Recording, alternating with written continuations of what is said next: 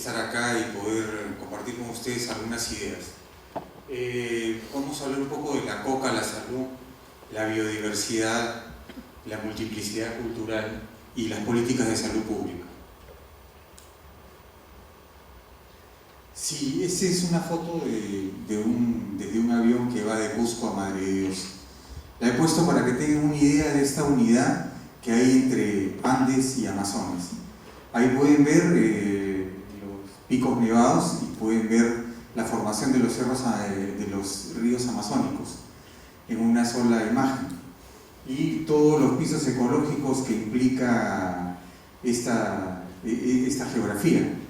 También si siguen hacia el otro lado, hacia el oeste, llegarían al mar, otro lugar de gran biodiversidad en el Perú. Entonces, sobre este territorio se han desarrollado culturas que manejan y tienen un gran conocimiento de las propiedades medicinales de las plantas. El Perú es un país especialmente rico para el desarrollo de la medicina intercultural. ¿Por qué? Por la extraordinaria biodiversidad del territorio, la diversidad cultural y las tradiciones curativas que son vigentes. Falta, por supuesto, investigación y producción de medicamentos vegetales en el Perú para poder disponer de esto en los sistemas públicos de salud. Las limitaciones serias que tiene la medicina intercultural para avanzar en el Perú son la falta de políticas de salud interculturales que, si las existen, son meramente declarativas, en la práctica no ocurre mayormente nada. Básicamente se han acercado al parto vertical, ya eso por urgencia, pues si no hacían parto vertical en algunas postas de salud, las mujeres no querían ir a dar a luz. Los recursos naturales, hace un par de años fue el año del reconocimiento de la diversidad en el Perú y sin embargo ese año no pasó nada ni con las plantas medicinales ni con los conocimientos tradicionales de salud en relación al sistema de salud pública peruano. Las universidades forman profesionales con totales prejuicios hacia la medicina tradicional. Vamos a entrar un poco en esto. Las universidades en el Perú se forman en la colonia y se mantienen hasta ahora en un esquema básicamente similar en relación a lo nativo, a lo originario. La medicina que ocurre en el Perú es una medicina que está basada en plantas que modifican los estados de conciencia. Una de ellas es obviamente la coca. Vamos a hablar de la coca, el San Pedro y la ayahuasca brevemente, porque no solamente son plantas maestras, plantas sagradas, sino son plantas que alientan una forma de conocimiento. La forma de aprender en las universidades es una forma totalmente racional. La intuición queda totalmente fuera dentro del entrenamiento del personal de salud. Mientras que en la medicina tradicional, la intuición es la forma privilegiada para aprender prácticas medicinales y pasa por una relación con los vegetales, que además forman parte de la espiritualidad indígena, que si bien atraviesa por un proceso de mestizaje, sigue siendo una veta de conocimiento, de aprendizaje y de desarrollo de la medicina. Vamos a avanzar eso. Si Raimondi, el sabio Antonio Raimondi, que vino y estudió el Perú, nos maravilló con los recursos naturales, Raimondi decía que el Perú era un mendigo sentado sobre un banco de oro, pero hoy podíamos ver que el Perú es un enfermo acostado sobre un maravilloso botiquín herbolario mendigando aspirinas y antidepresivos. Es un poco para que tengan la figura. Sigue siendo así de absurdo. Sí. Los filósofos posmodernos plantean esta dicotomía, si la realidad se inventa o se descubre. Cada vez que nosotros nos acercamos a un tema, acercamos nuestros valores culturales, nuestra forma de entendimiento y por supuesto pues inventamos aquello que estamos viendo. Vamos a revisar brevemente en la coca cómo esto puede llevar a dos extremos de percepción de una misma planta. Estos cuadros de Paula Marimbo nos muestran un poco cómo se inventa la realidad desde la ayahuasca, ¿no? A través de la ayahuasca se dialoga con los vegetales, se aprende la medicina en una relación de reciprocidad con los otros seres vivos. Estos seres vivos nos van a dar cualidades terapéuticas, pero además nos van a dar una forma de percibir, una forma de entender, una forma de relacionarse con la realidad. Y además esta forma de conocimiento nativo atraviesa por un proceso de mestizaje que no se ha detenido y que implica no solamente a los peruanos que no pertenecemos a las culturas originarias, sino gente de todo el mundo que viene y va recreando la medicina tradicional, va recreando las prácticas terapéuticas en un mestizaje que ya es cosmopolita. ¿Sí? Acá he puesto para un rápido contraste cómo una misma planta puede llevar a dos niveles de lenguaje, ¿no?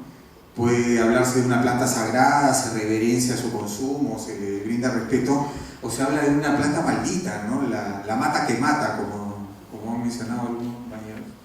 Y la coca es algo que es considerado entre los usuarios como un hábito positivo, como un buen hábito. Mientras que en el otro lado, la cocaína, estamos hablando de malos hábitos. Si consideramos la hoja, estamos hablando de alimento y de medicina, por todos los componentes nutricionales que tienen. Mientras que en el otro lado pues, se alude a que la planta es veneno, los derivados son veneno. Hablamos de que el consumo de hoja de coca da cohesión social, une a la gente, está presente en los eventos sociales, es parte de la etiqueta de la cortesía, de la reciprocidad que hay que tener con la gente que viene, por ejemplo, a construir la casa cuando alguien se casa, en los bautizos, en los entierros. Es una planta que acompaña un montón de actividades sociales, mientras que la otra está asociada a un consumo más individual, más aislado. Las plantas maestras, y en esto la coca también, son plantas de comunicación. Tienen propiedades que facilitan el uso de la mente en una forma que va más allá de lo racional. Y entonces son plantas maestras porque nos enseñan, pero también son plantas que nos abren a la comunicación. Una persona que está chachando, está sentada, está en determinada actitud frente a la naturaleza. Una persona que inhala cocaína no se detiene, ¿no? La persona que chacha tiende a un silencio más de comprensión de las cosas. El que inhala cocaína tiene una verborrea que a veces ya excede la lógica, ¿no? o la sensatez, para no usar. La hoja de coca es algo que debería estar incentivado para la promoción de la salud pública, mientras que la cocaína en el otro lado se busca en todo momento controlarla, ¿no? Tanto a ella como a sus insumos, negando por supuesto todos los aspectos positivos que este recurso natural. Hay un serio problema en el Perú respecto a recursos naturales y recursos naturales, conocimientos tradicionales y políticas de salud pública.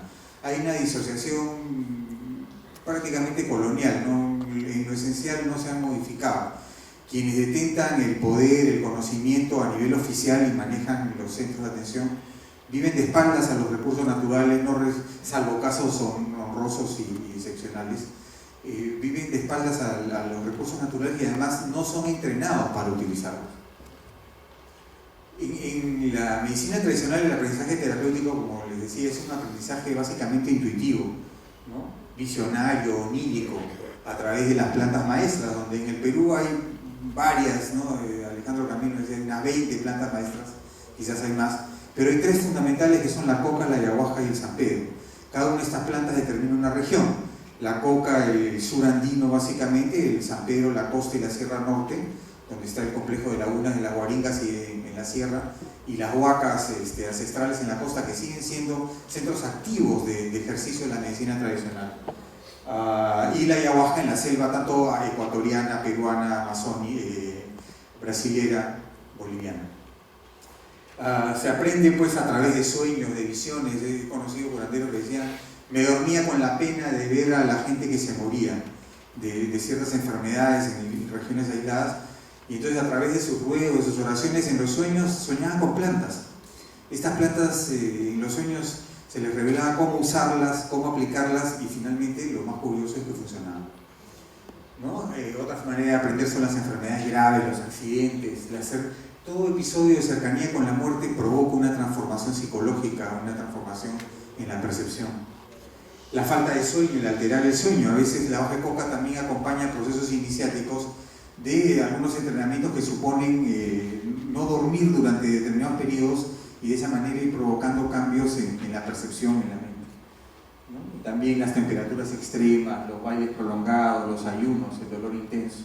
Y también se aprende de la observación empírica de flora y fauna. Ver qué cosa come un animal cuando está enfermo es una clave para estudiar plantas medicinales, ¿no? Entonces, para el diagnóstico en la medicina tradicional, por supuesto, está la comunicación con lo sobrenatural, los vegetales poderosos, los sueños premonitorios, ¿no? Y también el pulso. Al igual que en la medicina china, en el Perú existe la percepción del pulso para determinar el estado de salud de los órganos. Pero por supuesto, junto con esto y otras cosas, mientras en China tiene un hospital de medicina moderna al lado de un hospital de acupuntura y de herbolaria, en el Perú todavía no tenemos una casa de la medicina tradicional, un lugar de las plantas, ni universidades dedicadas a ellos. Los tratamientos, y acá quiero hacer remarcar la desintoxicación. Cuando yo empecé a estudiar medicina tradicional, lo primero que me llamó la atención era que todo pasaba por una desintoxicación. No se trataba de tomar plantas, se trataba primero de limpiar el cuerpo. Y muchas veces limpiar el cuerpo ya era la terapia completa, ya no se pasaba a otra cosa. La coca, he estado viendo publicaciones de los hermanos bolivianos, hablaban de que inclusive tiene propiedades oncológicas, pero dietando fundamentalmente el azúcar. En la Amazonía y en los Andes, cuando se trabaja con plantas, el azúcar, la sal, ciertos alimentos son restringidos para poder lograr el efecto terapéutico de las plantas. Esto debería poder ser una opción en salud pública cuando alguien quiere tratarse de enfermedades. Sin embargo, la salud pública está orientada al consumo farmacéutico y al uso de tecnología que nada tiene que ver con el enorme tesoro que es la biodiversidad y la multiplicidad cultural en el Perú. Entonces, las plantas medicinales se ingieren, se toman generalmente con dietas y se usan en baños. En mi práctica de psicólogo clínico, una de las cosas que me llamó la atención y que luego la he aplicado al consultorio es la propiedad de absorción que tiene la piel de las plantas para el sistema nervioso. Los baños son una manera de entrar y de calmar. El San Pedro, por ejemplo, el cactus, yo lo uso en mi consultorio, un extracto. Con eso le echan a los bebés, a las personas que no duermen, a las personas que no tienen contracturas y descansan profundamente. También uso cápsulas de ayahuasca que han resultado ser un gran somnífero, y la harina de coca, que es un tremendo antidepresivo y es nutricional. Una de las cosas es que las plantas deben ser consideradas como suplementos alimenticios.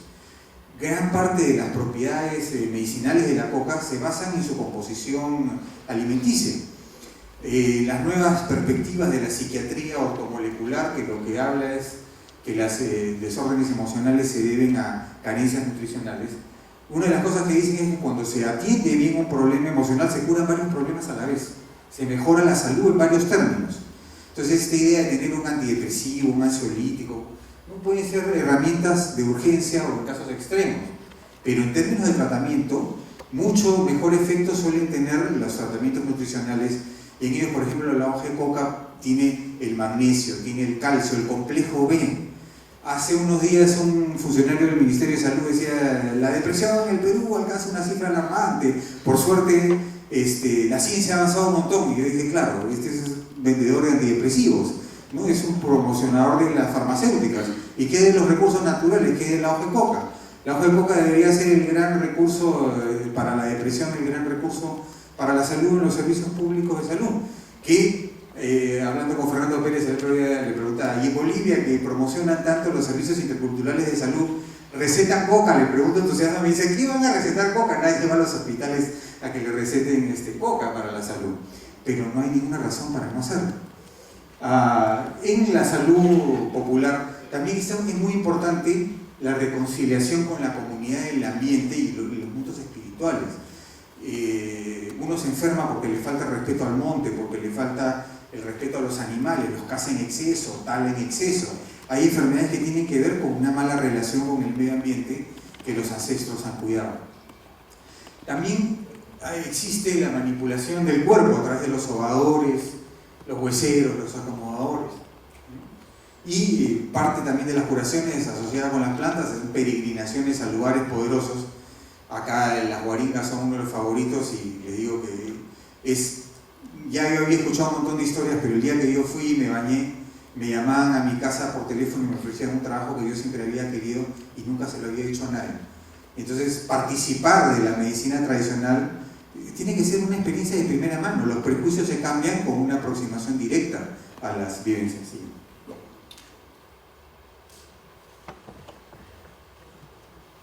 Bueno, y la brujería. Por favor, señores del Ministerio de Salud, ¿cuánta gente muere al año de brujería en el Perú? ¿Alguien tiene alguna idea? Hay cosas que ni siquiera las estadísticas van a reflejar. Yo les puedo decir de la brujería dos cosas de los años que he dedicado a investigar. Hay dos formas, como se sabe, ¿no? Una es poner cosas en los alimentos y en la comida, que son sustancias tóxicas. Agarran, van a los cementerios, sacan huesos de muertos, los muelen o ponen en polvo el cementerio, o descomponen en frascos plantas venenosas y usan gotas de eso. Ese es relativamente fácil de entender, aunque la gente que sufre dice que los análisis clínicos de los hospitales no detectan este tipo de cosas, que la gente se va secando hasta que se muere, ¿no? Se va yendo. Y el otro nivel, que ya es un desafío, miren, yo estoy en la Universidad Católica, por universidad y por católica nunca aceptó nada que no viniera de Europa, de Estados Unidos. Entonces, cuando yo hice mi tesis sobre prejuicios de la medicina tradicional, me dijeron, ya, ok, ahora tienes que seguir en antropología. Ya no, lo que tu tema ya no es psicología, porque teniendo nosotros el laboratorio espontáneo de psicología, pues la diversidad cultural nos puede indicar de qué es capaz la mente, y todos somos una sola especie, somos la especie humana. Pero la cultura activa algunas capacidades en algunos lugares y no la activa en otros. Entonces, la diversidad cultural sería el pretexto ideal para tener una psicología mucho más amplia, pero es antropología en el Perú, ¿no? La división entre psicología y antropología es totalmente ideológica, como se puede imaginar. Hace unos años, con Alejandro Camino, con Baldomero Cáceres, Alejandro convocó para hacer el Museo de Plantas Mágicos Sagradas del Perú, donde estaban pues las plantas maestras más importantes, ¿no? Anthony Geman también participó en la elaboración. Baldomero tuvo a cargo la sala de coca, que era la más grande, era más del doble que las otras, ¿no? Y la sala de ayahuasca la hice yo, la cubrí yo, y Lupe Camino hizo la de San Pedro y Alejandro hizo la de tabaco. Yo sugerí el subtítulo de Ciencia Indígena de la Conciencia, porque el contraste con el museo generalmente es algo ya congelado, pero acá es una ciencia activa, es una ciencia en evolución, es una ciencia que tiene un pasado, tiene un presente y seguramente tendrá un futuro. El día que los prejuicios raciales bajen y permitan que el mundo académico, que la salud pública sea un tema también de medicina tradicional, esto va a tender a explotar como una forma de conocimiento. Entonces, ahí está la cifra exacta de los del MINSA, ¿no? 1.700.000 peruanos sufren de depresión. Ya me imagino que algunos se habrán relamido las manos pensando en el mercado antidepresivo que podían ganar ahí. Pero, y dice 6 de cada 10 limeños. No sé exactamente cómo han sacado esas cifras, pero eso era lo que planteaban. Y fíjense, otra de las cosas que nos enseña la medicina tradicional es la contaminación. Nosotros nos enfermamos, nuestro ánimo decae. ¿Por qué? Porque el aire se va contaminando, porque comemos alimentos industriales, el agua también tiene toxinas. Entonces, muchas veces algunos alimentos desintoxican. La coca es un alimento desintoxicante. Y entonces acá pues podemos hablar de una dualidad entre coca y fármacos, ¿no? La coca ganaría en el sentido de factores nutricionales, ¿no? Y el complejo B. Y Fernando Pérez me comentaba que hay una zona, la coca que trabajó el doctor Seiki, es abundante en litio. Entonces, claro, mi pregunta inmediatamente es, ¿y eso podrá ser un reemplazante de las sales de litio que son sumamente tóxicas y dañinas para los órganos vitales y que alguna gente la tiene que tomar de por vida, ¿no? Una pregunta que queda abierta. Y parece que aumenta la producción de serotonina, que es el factor antidepresivo, igual que la ayahuasca, que tiene esa misma propiedad de aumentar la recaptación de serotonina y por lo tanto tener efectos antidepresivos notables.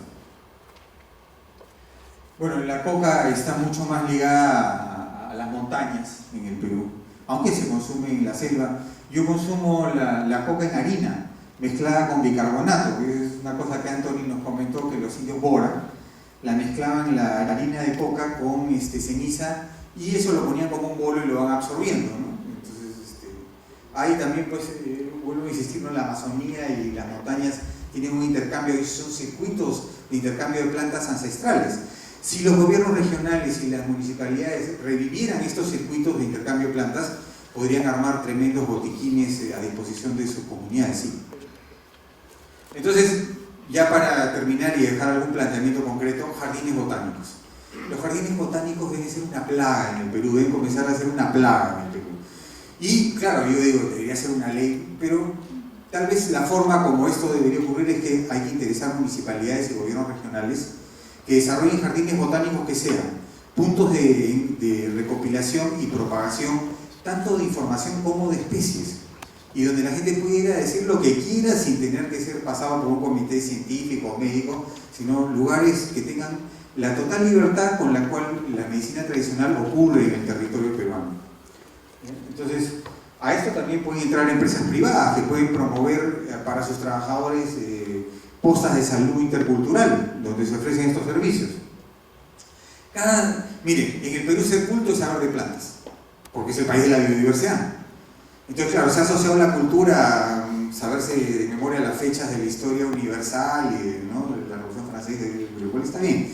Pero en el Perú ser culto, la gente que se dedica a estudiar el Perú, se dedican a las plantas medicinales, y son caminos largos, caminos a veces difíciles que la gente recorre para aprender a curar.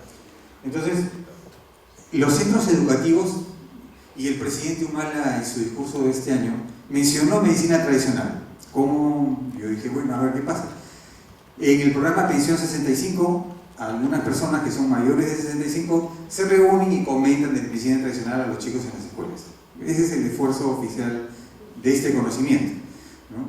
Sin embargo, los centros educativos también deberían ser lugares con biohuertos, con huertos medicinales, donde las personas mayores vayan a hablar con los chicos, enseñarles a curarse los problemas más frecuentes de sus zonas, de sus áreas.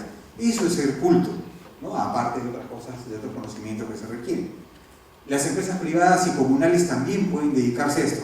Por si acaso, el formato de la medicina tradicional, del jardín botánico, es el jardín como un centro de producción de plantas y de acopio, que tenga un taller de procesamiento de tecnología intermedia y que alimente a la posta intercultural o al hospital intercultural que esté cerca.